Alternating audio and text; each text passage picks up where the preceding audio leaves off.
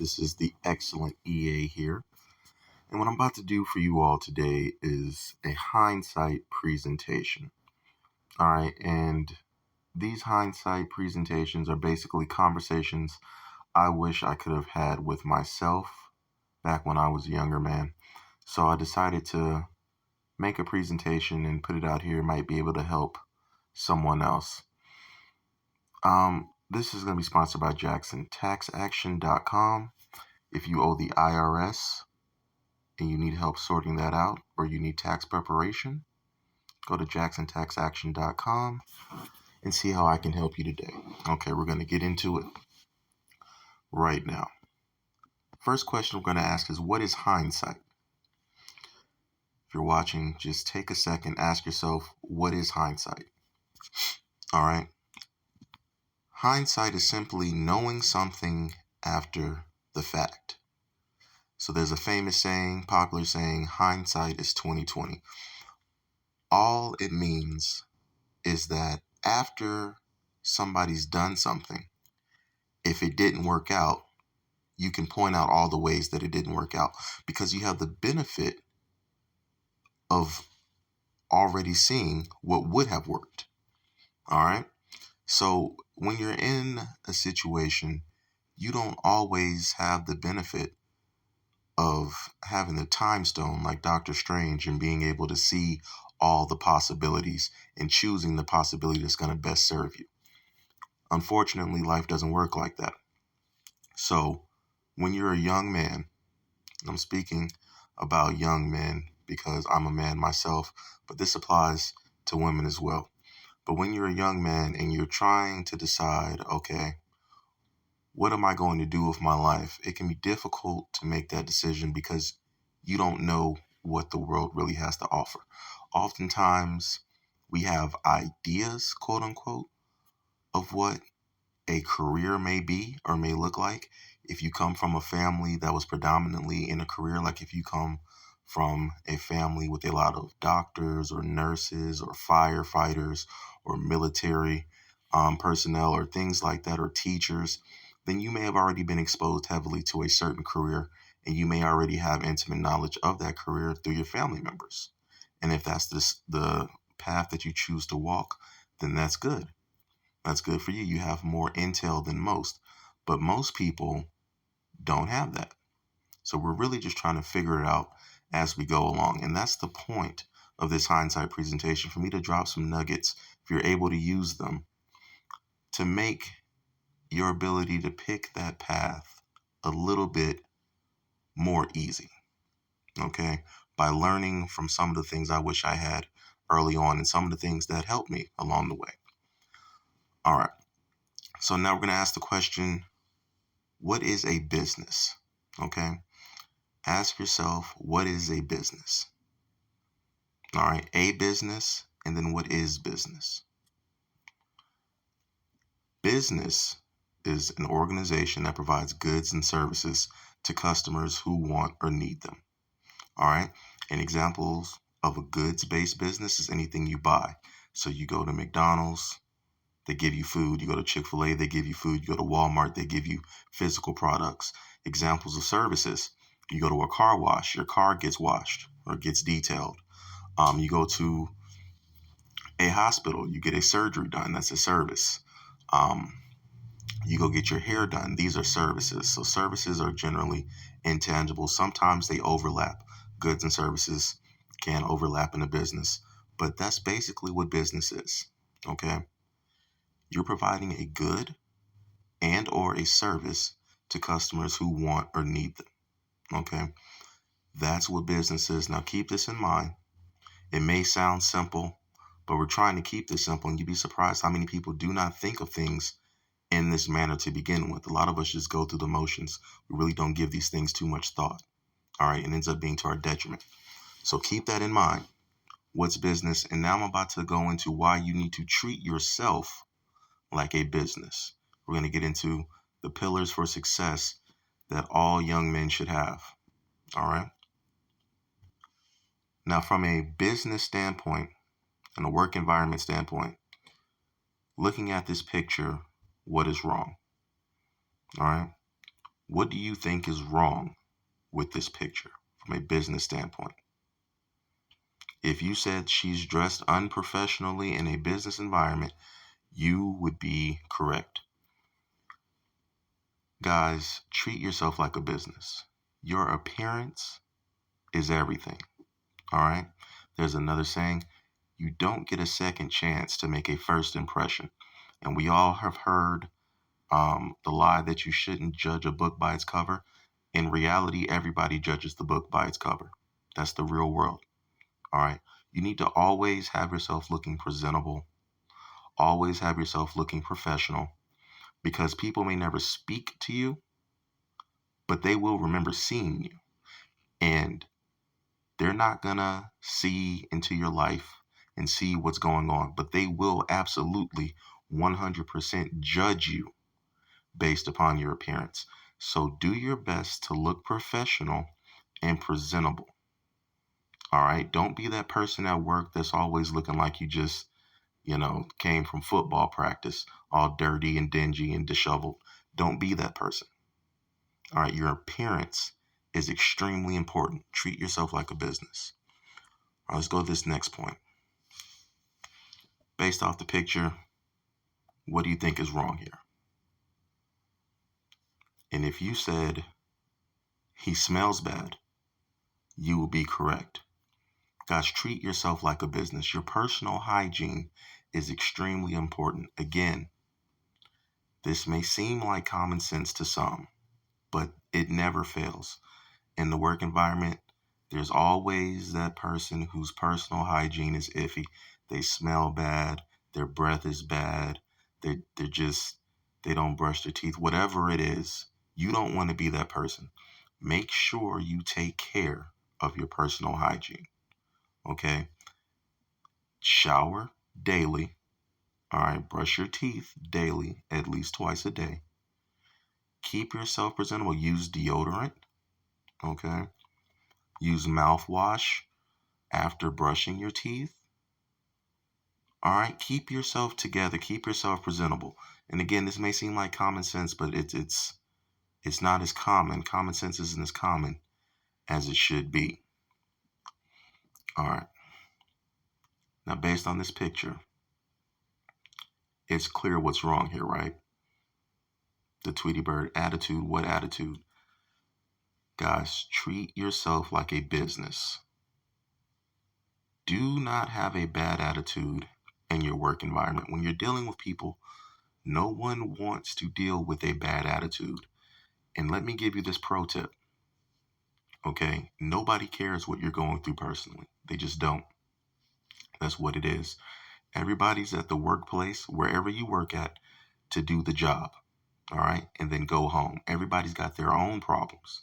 Everybody has their own life.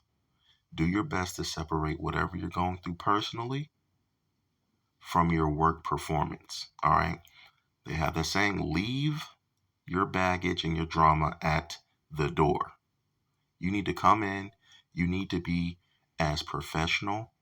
And I'm not saying that you need to be over the top, smiling on all, ear to ear all day, 24/7. I'm not saying that, but you need to be generally pleasant to work with. All right. You don't want to be that person that has the reputation for being a Grinch or being a person that you don't want to speak with because you're unpleasant, because this will hinder you in ways that you may not never actually see, but it's hindered you behind the scenes and you didn't even know it. For example, when people in the work environment are looking for somebody for projects or promotions or whatever, you may be surprised to find out that these promotions are not always merit based. They're actually mostly given out to people who are liked. So you will find yourself climbing the ladder if you're well liked. Okay? Has nothing to do with your performance at all. It's just that you were well liked because you're a nice person. So take care of your attitude, be professional, and try your best to be as pleasant as you can be. All right? Now, what's wrong with this picture? And if you said he's slacking off at work, you would be correct. Guys, treat yourself like a business. You don't want to be known for being a lazy person at work. When we all in school, when we have those group projects, there's always the person that did nothing to contribute. Don't be that person. All right. Do your work diligently and then see what else there is that you can do so that you can learn. And treating yourself like a business, you need to be using your time at work, wherever you work, whatever you're doing, as an opportunity for you to grow and get better at what you're doing. All right. If you're doing something, try to learn the ins and out of how it works. Try to learn what's going on in this environment, how you can make yourself better in this environment, and learn skills that can help you even if you leave that environment and go to a different environment. Okay. Don't be the person that just wants to do the bare minimum to just skate by. I'm not saying that you need to be doing, breaking your back day in and day out or anything like that, but I'm saying you need to be productive for yourself. Okay. Be productive for yourself because these things are going to be important and it's going to be noticed in your environment, in your work environment, who is working and who is not. Okay. So keep that in mind. Don't be lazy. All right. Now, who can tell what's wrong with this picture? And if you said he's running late, you will be correct. Guys, treat yourself like a business. Be on time. You will be surprised. But half of the battle is going to be just being there and being there on time in the right uniform. I promise you this. Half of the battle of your adult working life will be you just being on time and in the right uniform. Okay? And honestly, give you another pro tip. If you're supposed to be there at 8, you need to try to be at least 30 minutes early. Okay, so if you're supposed to be there at 8, you need to budget your time to be there at 7:30 because it never fails. Whatever it is, there's extra traffic that morning. There's some construction that's happened. So now you have to go a different way and you're not sure how to figure out this other way because you never had to do it before. Something always happens. So budgeting in that time to be 30 minutes early will give you a little bit of leeway for, the unexpected things that occur in life.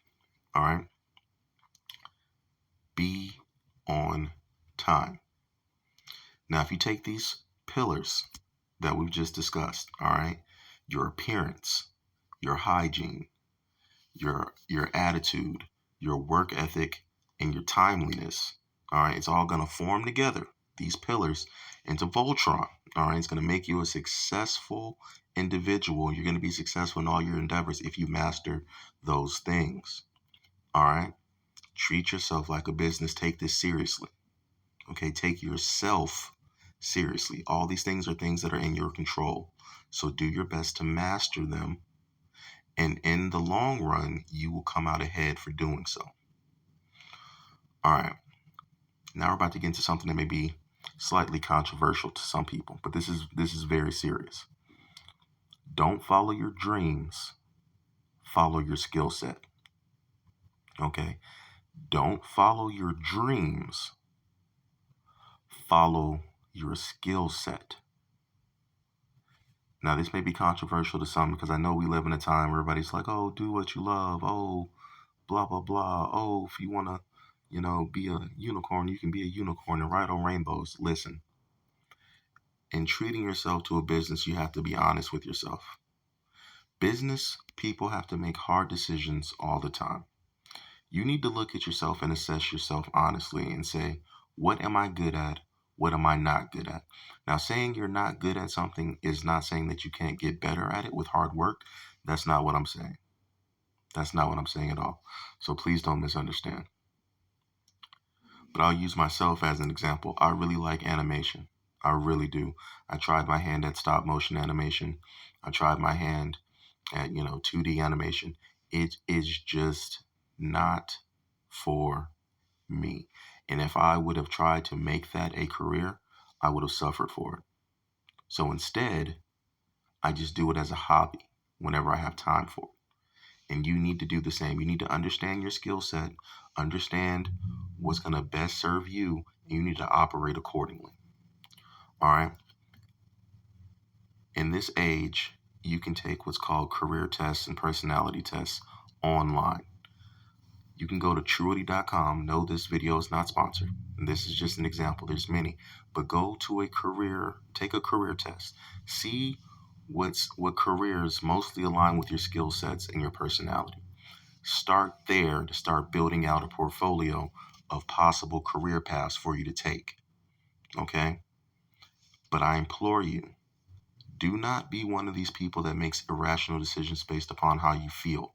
If you truly feel like you're passionate about something, then you need to really deeply evaluate how you can make a business around it and what is going to be your chance of success at doing that.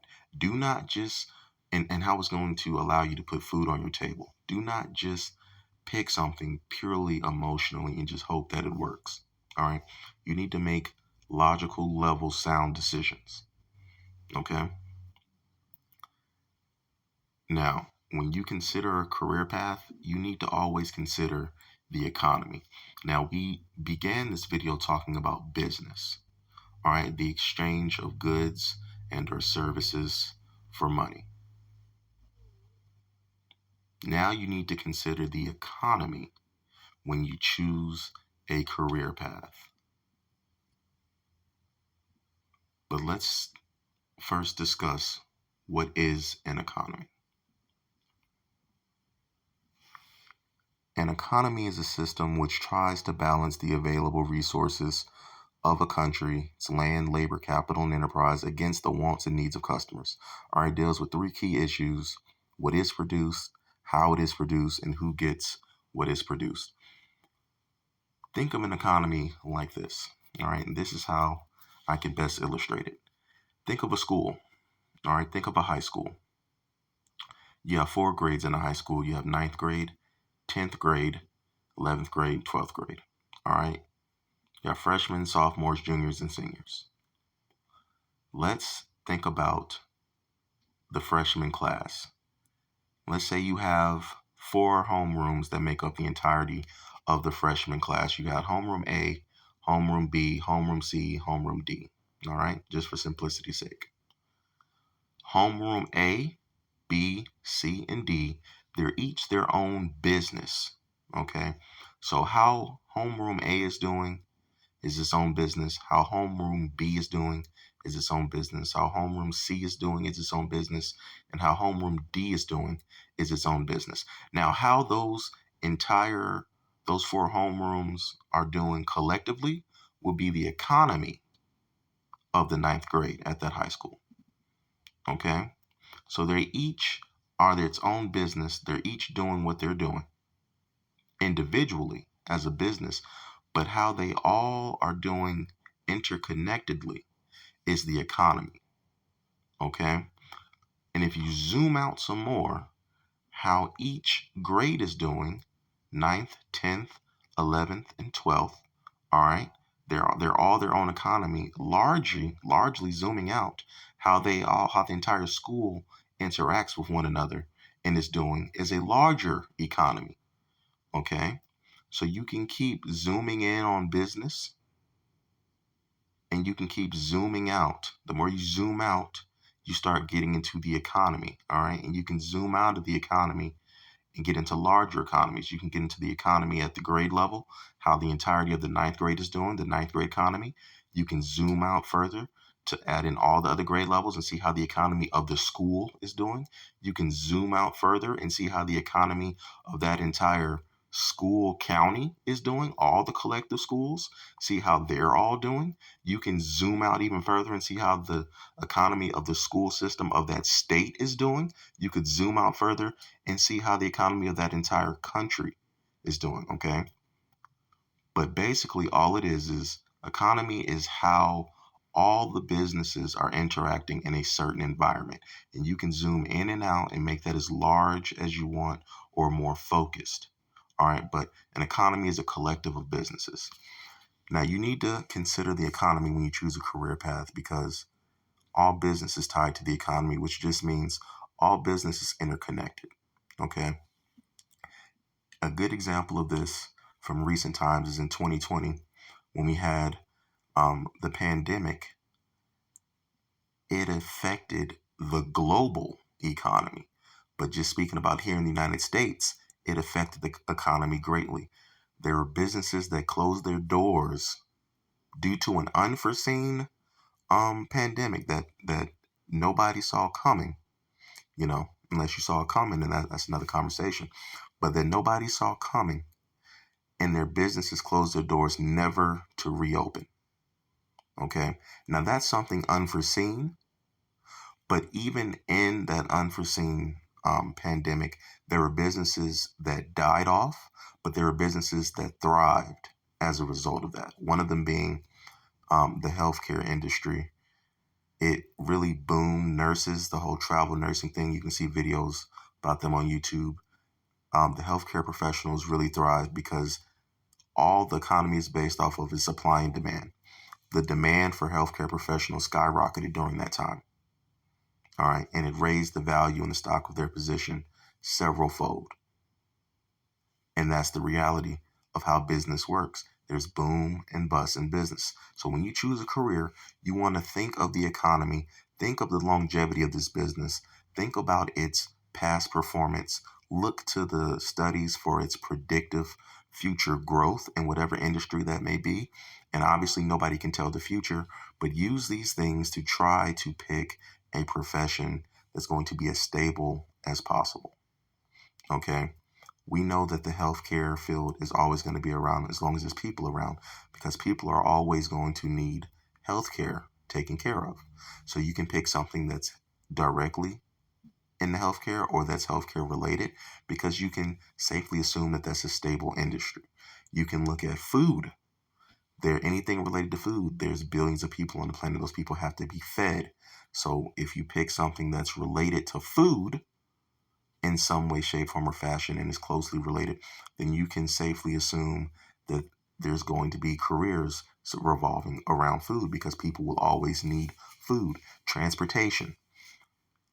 Things still have to be physically transported. So the transportation industry is always going to be around because people will always need to get goods and services moved. And that's a very wide career field. And there's different things you can do within that. These are just examples of things to look at.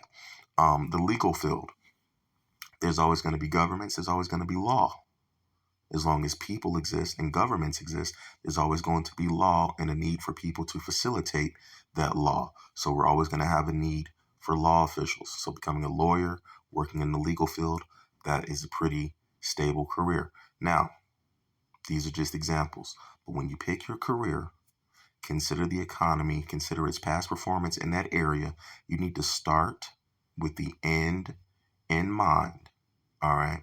And work yourself backwards. For example, if you say you want to be a doctor, start with the end in mind. What does a doctor need? They have to go to medical school. Start working your way back so that you can chart a course of how to get there. All right, for whatever career you pick. Okay, so always consider the economy when you consider your career. Now that you've done that, let's talk about college, trade school, or self-education. All right. First, we have college. Now, what are the pros of college? Well, you get to meet new people. You can network. I have, I made lifelong friends in college. Many people do. You'll go there. You'll meet friends that you'll likely have for life. It's a great experience. It's also a great opportunity to network and to get lifelong contacts that may be helpful to you in different avenues down the road. Another pro to college, it challenges your worldview. If you go to a good college, you should be meeting people from different walks of life. If you take a course like philosophy, like I did at a great philosophy professor in college, you're going to be having interesting conversations about complex matters, life matters, and you're going to be having your worldview challenged. Now, this is a good thing in my opinion. I believe that college should be a place for intellectual discourse and to share personal ideas and beliefs and have them challenged, in a safe environment, and have that conflict there in an academic setting, even though it may not be happening as much anymore as it used to, maybe. But I believe that having your worldview challenged in college, I believe that's a great place for that to take place. Now, another pro is that you're going to earn a degree that will lead to various opportunities. As you may be surprised to know that most people will not work in their degree area, but having the degree is like a key that's going to open up different rooms. All right. So it's going to open up different doors. So there's some doors you wouldn't be able to get through the door if you didn't have the degree. It's become like a barrier of entry. All right. So for a lot of jobs, they want to know that you have a 4-year degree because if nothing else, it signifies that you can be committed to something. It signifies that you have some level of critical thinking to be able to have passed the rigorous standards of whatever your college was to get the degree, and you can be committed and some level of responsibility. All right, so it does project that to people just in any degree. But most people, you're going to end up working outside the degree field. And again, I believe most people end up working outside of their degree field largely because when you're this young, you just don't know what you want to do because you've not experienced enough life. But that's another story. Now, some cons to college can be expensive. All right. Depending upon what school you go to, it can get very expensive. And student loans are a very serious thing. And it's unfortunate that you're going to end up taking out these loans at a time where you don't really understand money and its consequences long term, but you are very much going to be held responsible for it. So keep that in mind. Try to, if you can, do community college at first, at least to get the major stuff out the way, and then transfer to a state college. Don't go to an expensive private college unless you've already worked in a reason why that you're doing that. If you don't understand your reason why you're doing that, don't do that. All right, try to keep it as affordable as possible. All right, another con, like I just said, you're likely gonna end up in an unrelated field. That's just the way that it works. And again, I believe it's because most people just don't know at that age what they really want to do. I mean, how you taking 18-year-olds, 19-year-olds, you're saying, hey, what do you want to do for the rest of your life? And we're just really guessing at it.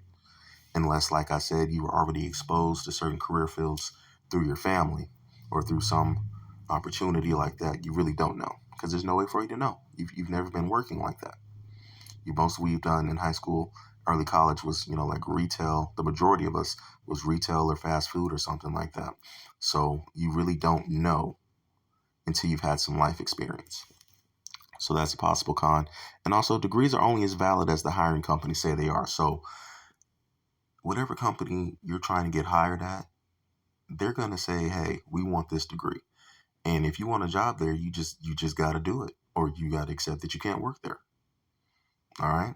If businesses woke up tomorrow and say, we don't care about, these degrees anymore, then your degree will be worthless because you're getting the degree in hopes that you can get a job. That's literally why you're doing it. So keep that in mind. As we progress in technology and schooling is becoming more and more online, I know certifications are becoming more and more popular depending on whatever your career field is, whatever your avenue is. That may be an option that you need to keep in mind. You may be able to get licensed or certified in something. You may not have to do college. It all depends upon the career field that you're choosing. So keep that in mind. Do some research. Link up with a career advisor and ask them about the different avenues. And if you start with the end in mind, which I suggest you do, think about the job that you want, the job title that you're going for.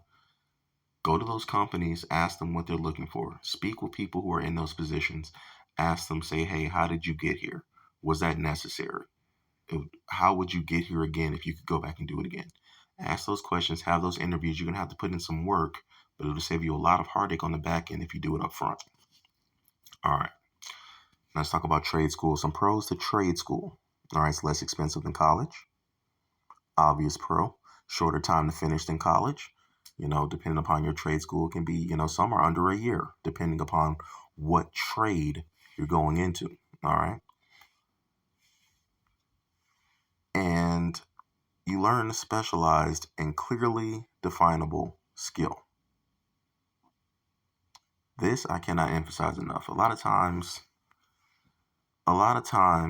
in college, you get a degree and you don't really have specialized skills per se because you just completed certain courses to get a degree, but you didn't really come out with a solidified skill. That's not the case in trade school. In trade school, you 100% know, hey, I know how to do this.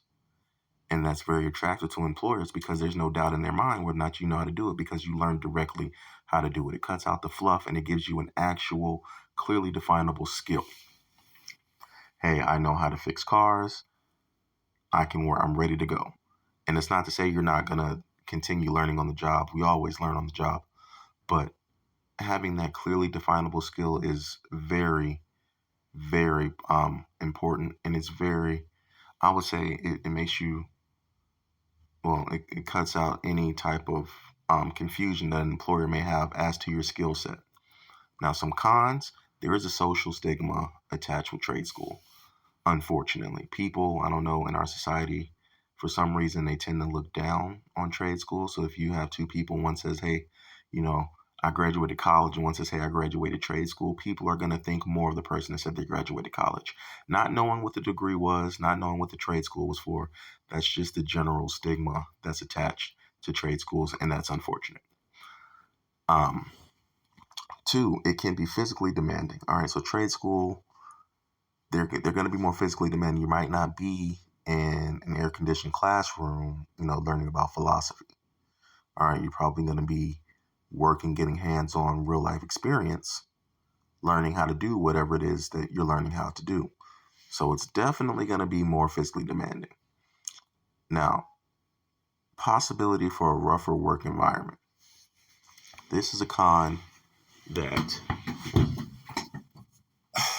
how can I say this?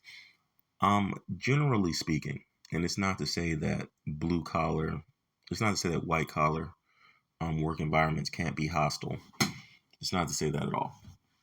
But generally speaking, trade school, your work environment, when you're working in construction, you're working these hard physical labor jobs or whatever, it can be a rougher environment. Personality wise, it can be more trying. It's not going to be as sensitive as a workplace environment would be because the job is tougher, more demanding physically. And it's just the reality of it. It breeds, a harder type of work environment. That's just the reality. And you really need to take that into consideration before you go into that. Because if you don't have a thick skin, then you might not be able to work in that environment. It may not be for you working in the trades because it's just the reality of it. All right. You're not going to be in soft, cushy environments. It's going to be harder work environments around harder people that are doing harder labor. All right. So you're going to have a thick skin. So just keep that in mind. Now, self-education or entrepreneurship, some pros, it's less expensive than college, right? Unlimited earning potential. You can make as much as you can make, right? As long as you can make it. And you can do anything you want, basically. So we hear these stories of, oh, this person started a business and it took off. We all know the famous story about how Facebook started and things like that. It's great. But some cons to self-education, all right? Because we hear the exalted stories of success, but there are far more stories of failure. And so analysis paralysis and no set due to no set path is real. So what analysis paralysis is you have so many options, you just get stuck between them. You never choose anything and act because you have so many options, right? The options are unlimited. So you can get stuck actually making no progress. This is a very real possibility if you choose a self-education path because there's no set path for it. You kind of got to figure it out as you go along. Now there's courses, depending upon whatever you're trying to do, there's courses and there's things like that. There's coaching that you can get. And honestly, some of those things, depending upon what route you go with it, can end up being, pretty expensive. It's probably still going to be cheaper than college or trade school overall. But it can get pretty pricey depending upon what you're trying to do and what counsel you seek out in that area. Um, Another con, it can be difficult to fund your business idea. So if you don't have savings yourself or a network or family that can provide you the money to get started, it can be difficult for you to get the funds for your business. All right. If you've seen a show called Shark Tank, there are people on there courting the sharks, aka business people, on the panel for their investment into their business. All right, they're trying to raise capital to get their business really off the ground or take it to the next level. So keep that in mind that depending upon what you're trying to do, you may need large sums of capital that you may or may not be able to get. And a bank may not be willing to give you the loan if they do not believe in your concept or find you suitable to take said risk. So keep that in mind. Also, there's no guarantee of success, right? It's sink or swim. It's do or die. You keep what you kill. You can go the self-education route, but it's all on you. All right. So if you're not that type of person that can live with that, some people are. Some people understand, hey, I can do it. It's all on me and my performance. Those people usually make good salespeople as well. But it's all on you. If you can handle that pressure and live with those realities, there's no safety net. It's on you. Then that's great. But keep that in mind because it is all on you. If you don't feel like doing something, it doesn't get done. If you don't get up and get this thing going, it won't get done. If you give up, it won't get done. So just really have a heart to heart with yourself and see if you're cut out for it because only you can know for sure. All right, so keep that in mind. So wrapping this up in conclusion, I'm an IRS licensed enrolled agent. I specialize in tax resolution and tax preparation. I wish I would have had this type of conversation with myself earlier. If I could go back, I would. This is a conversation I would have with myself because the reality is there's endless possibilities, right? But you need to make decisions based upon what's going to put you in the best position for success and for success long term. All right. Please take these words to heart. Share this with, a young man or a young woman if you know them, if you believe they can get value from it. And try to watch this video, 2 or 3 times to really let all of this sink in. But it's just a basic overview. Like I said, I call them hindsight presentations. Look forward to some more of them. And thank you for watching. Take care.